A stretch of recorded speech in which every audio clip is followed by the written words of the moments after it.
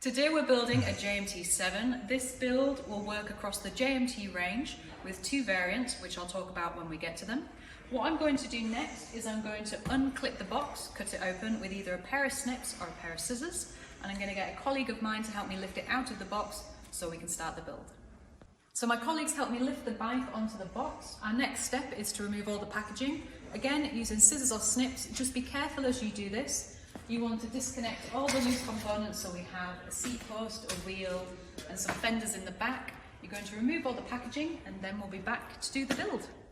So we've unpackaged the trike. We're now going to move on to what's in the hardware box. Open it up, you'll find your battery charger, some spare screws, touch-up paint and your toolkit. In here you'll also have your pedals and your instructions. Now the toolkit will have the majority of the tools that you need.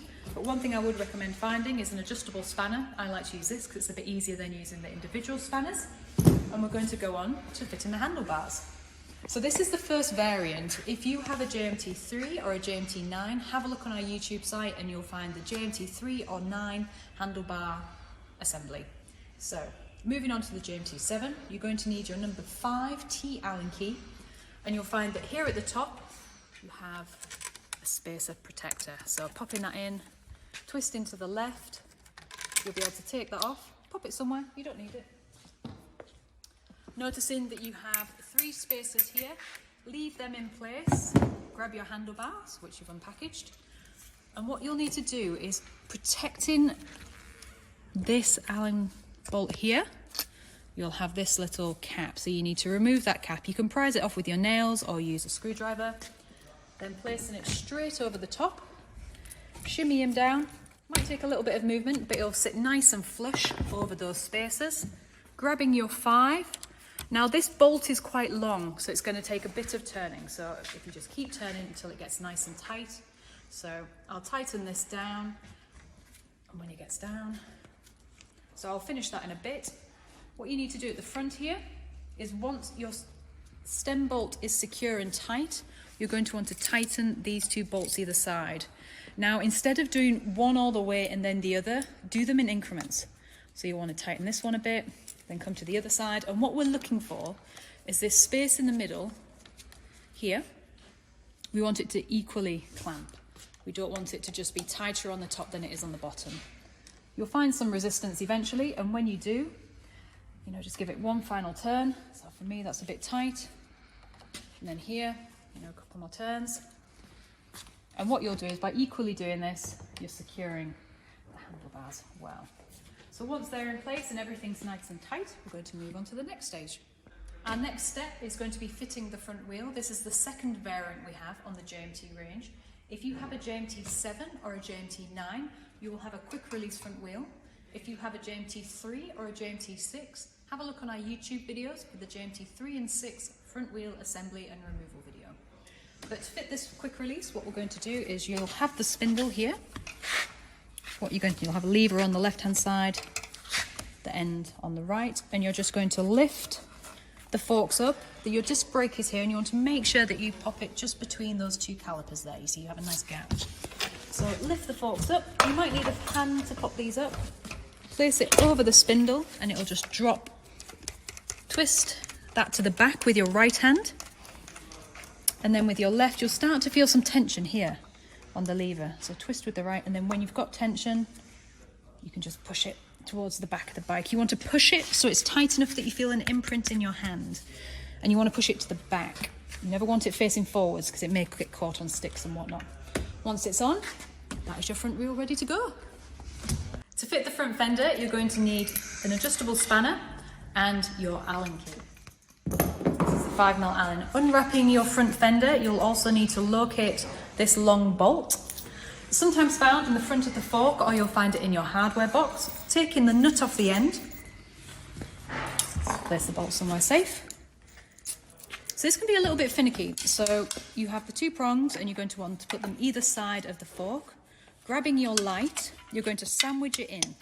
So you see how it fits either side, and you're going to put the light between the back of the fork and the last supporting bar. So then feed in bolt at the front. It's going to go through the fork, through the light. This is where it can get fiddly. Once it's through the front of the fender, it pretty much holds it in place. So then you can locate it and push him through. There you go. Grab your nut, pop him on the back, hand screw it on to begin with.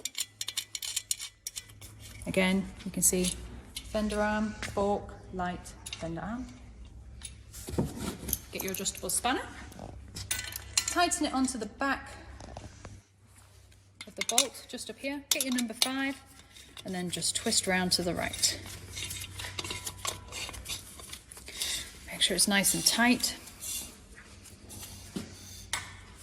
Go. Once it's nice and tight, you can then do micro adjustments to move it left and right, and the light pivots depending on the terrain that you're on. And that is your front fender. So we're going to attach the LCD screen. So looking at the front of the bike, you'll find 2 cables with green fittings. You'll notice this one has some holes in it, this one has some prongs. The advantage is they're both triangular, so it helps you locate the orientation to fit them together. If in doubt, look for the 2 arrows here. So you line them up and you push them nice and snug. Next, using a pair of scissors or snips, you're going to snip the keys off the handlebar and then pop them in the battery so that we know that they're nice and safe. And then we'll move on to the next build. Next, we're going to be fitting the pedals and putting the seat post in. The best idea is to grease up the thread of the pedal and also the end of the seat post. This helps with any metal wear. You'll notice on the end of the pedals, it'll say WL and WR. WL is for the left-hand side of the bike. WR is for the right-hand side of the bike. When fitting the pedal, what you want to do is you want to twist to the front of the bike. So holding the crank arm, pop it in, and then twist to the front. There you go. Once you've got it seated, a little trick for you is holding the pedal, twist backwards, and it'll wind itself on. If you don't want to do that, you can just find the 15mm spanner from your kit and you can hand wind it on instead. Going to the front of the bike. Make sure it's nice and tight.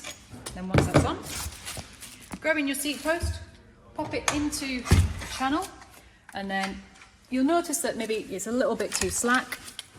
Twist towards the front of the bike to tighten it. And again, you're going to want to make sure that this has an imprint on your hands. So twist towards the front to tighten the seat post and towards the back to loosen it. So there we go. Obviously making sure it's facing the front of the bike. Fitting the rear fenders, you're going to need your 5mm T Allen. You'll also find the bolts are already screwed into the fenders, so don't go looking for them, they'll be screwed in. And these work with a regular washer. You'll have a spring washer, that's one with a cut in it, and that's what you'll need for fitting them. I've already popped the right one on.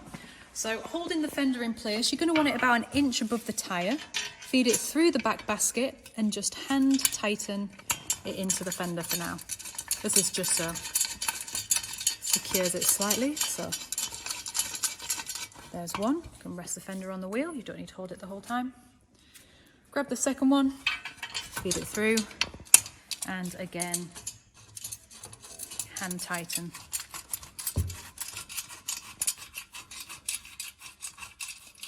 Then, grabbing your T Allen, hold the fender in place, like I said, about an inch above the wheel, pop it inside, just tighten that up.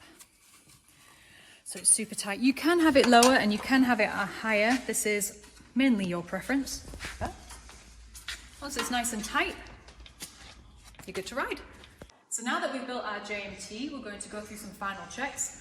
First thing to do is check underneath the silicone panel here. You'll find a red button. That is off. That is on. You want to turn the battery on and close that panel. If you have a JMT 3, 6 or 9, your battery will be located underneath the seat post and you can find the relevant video on YouTube. Come into the handlebars. You're going to want to turn the display on. So holding the power button here for 3 seconds. The display will light up. Again, the display on the JMT 7 is a colour screen. On the JMT 3, 6 and 9 you have a mono screen. So check the videos for that one. To turn the lights on the bike, you're going to hold the light button down. You'll notice the front light comes on. The rear light will be on too. To turn the lights off, hold the light button. You're going to want to check the throttle. To do this, just take a step back from the rear wheel because you don't want them to bite you. And just gently press that button down. The ball moves. So, You can turn the system off now. You'll want to inflate the tyres before you go for a ride, so make sure that you get a track pump. You can find the tyre pressure on the side of the tyre. On the JMT range, this is 30 psi. But other than that, your charger is located in your hardware box. For any other videos or instructions on our JMT range, please look at our YouTube channel.